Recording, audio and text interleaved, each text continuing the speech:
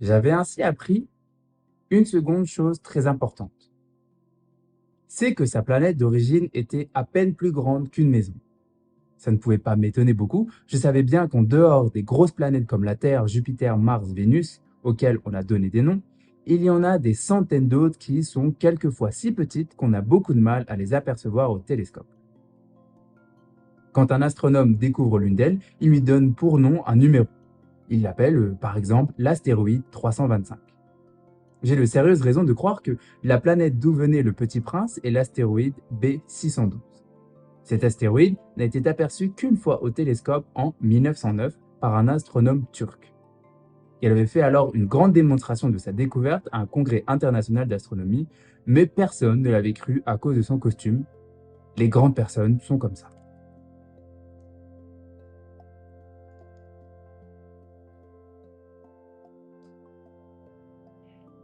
Heureusement pour la réputation de l'astéroïde B612, un dictateur turc imposa à son peuple, sous peine de mort, de s'habiller à l'européenne.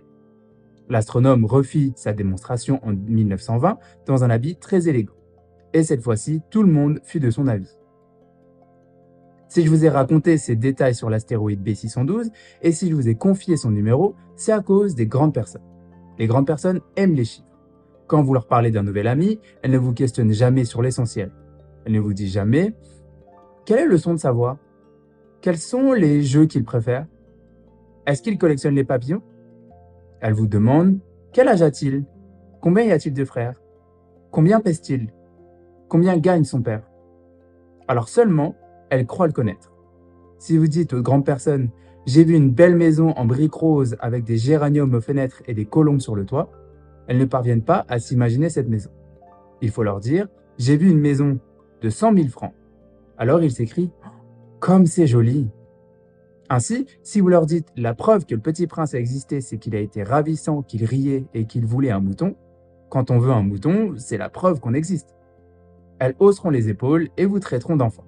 Mais si vous leur dites « La planète d'où il venait est l'astéroïde B612 », alors elles seront convaincues et elles vous laisseront tranquille avec leurs questions. Elles sont comme ça. Il ne faut pas leur en vouloir. Les enfants doivent être indulgents envers les grandes personnes. Mais bien sûr, nous qui comprenons la vie, nous nous moquons bien des numéros. J'aurais aimé commencer cette histoire à la façon des contes de fées. J'aurais aimé dire «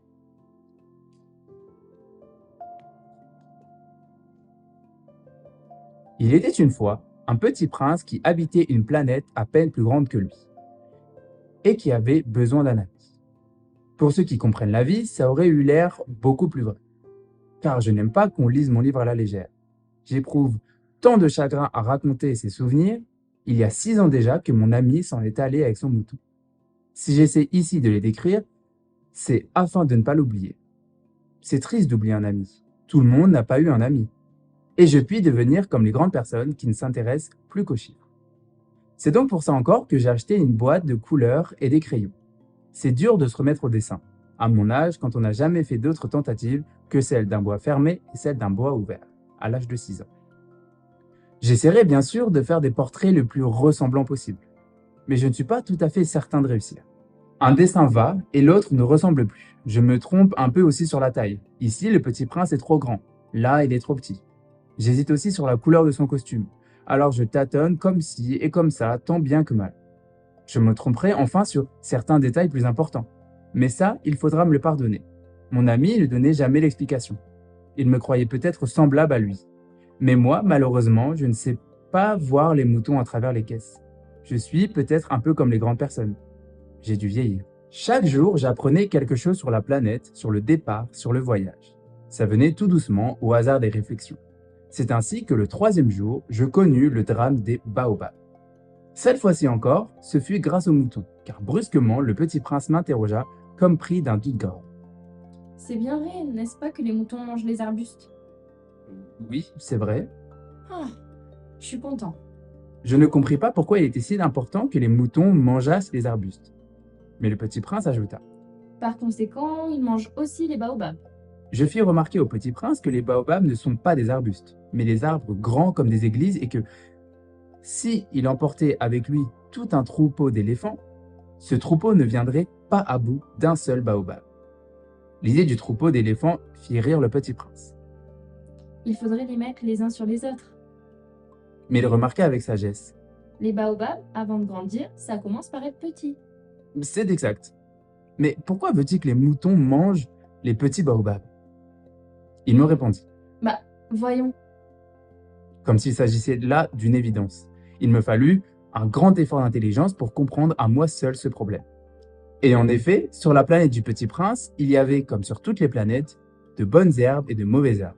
Par conséquent, de bonnes graines, de bonnes herbes et de mauvaises graines, de mauvaises herbes. Mais les graines sont invisibles. Elles dorment dans le secret de la terre jusqu'à ce qu'il prenne fantaisie à l'une d'elles de se réveiller.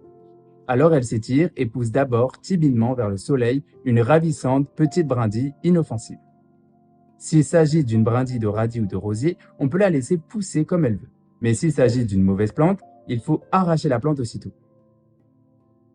dès qu'on a su la connaître. Or, il y avait des graines terribles sur la planète du Petit Prince.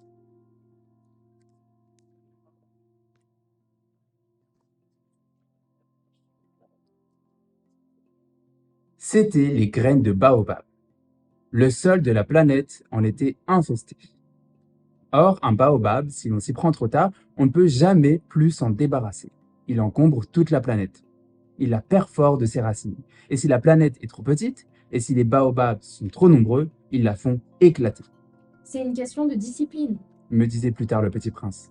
Quand on a terminé sa toilette du matin, il faut faire soigneusement la toilette de la planète. Il faut s'astreindre régulièrement à arracher les baobabs dès que l'on les distingue d'avec les rosiers auxquels ils ressemblent beaucoup quand ils sont très jeunes.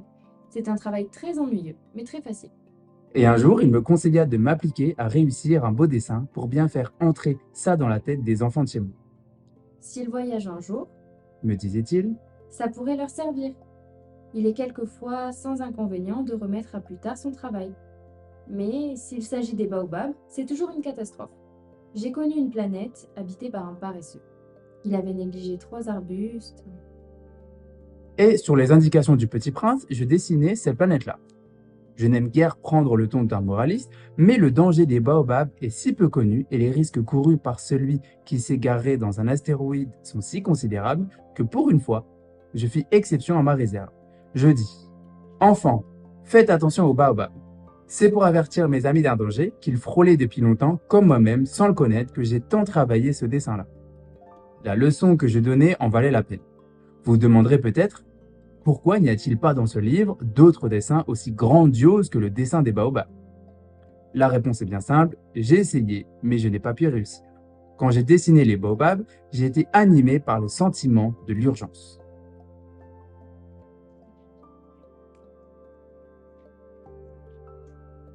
Ah, petit prince, j'ai compris peu à peu ainsi ta petite vie mélancolique. Tu n'avais eu longtemps pour distraction que la douceur des couchers de soleil. J'ai appris ce détail nouveau le 4e jour au matin quand tu m'as dit. J'aime bien les couchers de soleil. Allons voir un coucher de soleil. Mais il faut attendre. Attendre quoi? Attendre que le soleil se couche. Tu as eu l'air très surpris d'abord, et puis tu as ri de toi-même et tu m'as dit. Je me crois toujours chez moi.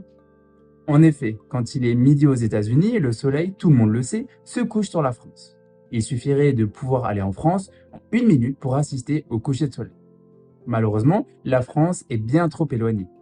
Mais sur ta si petite planète, il suffisait de tirer ta chaise de quelques pas et tu regardes le crépuscule chaque fois que tu le désirais. Un jour, j'ai vu le soleil se coucher 44 fois. Et un peu plus tard, tu rajoutais. Tu sais, quand on est tellement triste, on aime les couchers de soleil. Le jour des 44 fois, tu étais donc tellement triste? Mais le petit prince ne répondit pas. Le 5e jour, toujours grâce au mouton, ce secret de la vie du petit prince me fut révélé. Il me demanda avec brusquerie, sans préambule, comme le fruit d'un problème longtemps médité en silence. Un mouton, s'il mange les arbustes, il mange aussi les fleurs? Un mouton mange tout ce qu'il rencontre. Même les fleurs qui ont des épines? Oui, même les fleurs qui ont des épines. Alors les épines, à quoi servent-elles? Je ne le savais pas. J'étais alors très occupé à essayer de dévisser un boulon trop serré de mon moteur. J'étais très soucieux car ma panne commençait à m'apparaître comme très grave et l'eau à boire qui s'épuisait me faisait craindre le pire. Les épines, à quoi servent-elles? Le petit prince ne renonçait jamais à une question lorsqu'il l'avait posée. J'étais irrité par mon boulon et je répondis n'importe quoi. Les épines, ça sert à rien. C'est de la pure méchanceté de la part des fleurs. Oh, Mais après un silence, il me lança avec une sorte de rancune. je ne te crois pas. Les fleurs sont faibles. Elles sont naïves. Elles se rassurent comme elles peuvent. Elles se croient terribles avec leurs épines. Je ne répondis rien. À cet instant-là, je me disais, si ce boulon résiste encore, je le ferai sauter d'un coup de marteau. Le petit prince dérangea de nouveau mes réflexions. Et tu crois, toi, que les fleurs... Mais non, je ne crois rien. J'ai répondu n'importe quoi, je m'occupe, moi, de choses sérieuses. Il me regarda stupéfait. De choses sérieuses?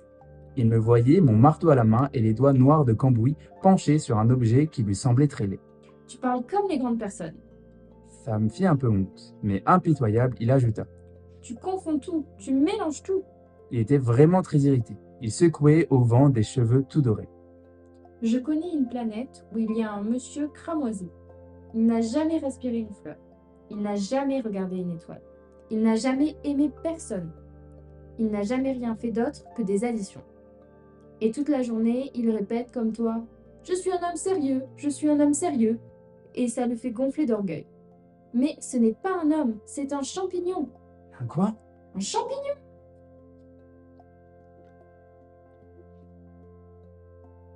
Le petit prince était maintenant tout pâle de colère.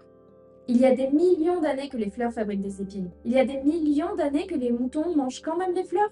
Ce n'est pas sérieux de chercher à comprendre pourquoi elles se donnent tant de mal pour fabriquer des épines qui ne servent jamais à rien. Ce n'est pas important, la guerre des moutons et des fleurs? Ce n'est pas plus sérieux et plus important que les additions d'un gros monsieur rouge? Et si je connais, moi, une fleur unique au monde qui n'existe nulle part, sauf dans ma planète, et qu'un petit mouton peut anéantir d'un seul coup, comme ça, un matin, sans se rendre compte de ce qu'il fait, ce n'est pas important, ça? Il rougit, puis il reprit. Si quelqu'un aime une fleur qui n'existe qu'un exemplaire dans les millions et les millions d'étoiles, ça suffit pour qu'il soit heureux quand il les regarde. Il se dit, ma fleur est là, quelque part. Mais si le mouton mange la fleur, c'est pour lui comme si, brusquement, toutes les étoiles s'éteignaient. Et ce n'est pas important, ça? Il ne put rien dire de plus. Il éclata brusquement en sanglots. La nuit était tombée. J'avais lâché mes outils. Je me moquais bien de mon marteau, de mon boulon, de la soif et de la mort. Il y avait sur une étoile une planète, la mienne, la Terre, un petit prince à consoler. Je le pris dans les bras. Je le berçai et je lui disais, « La fleur que tu aimes n'est pas en danger. Je lui dessinerai une muselière à ton bouton. Je te dessinerai une armure pour ta fleur. Je ne savais pas trop quoi dire. Je me sentais très maladroit. Je ne savais comment l'atteindre ou le rejoindre. C'est tellement mystérieux, le pays des larmes.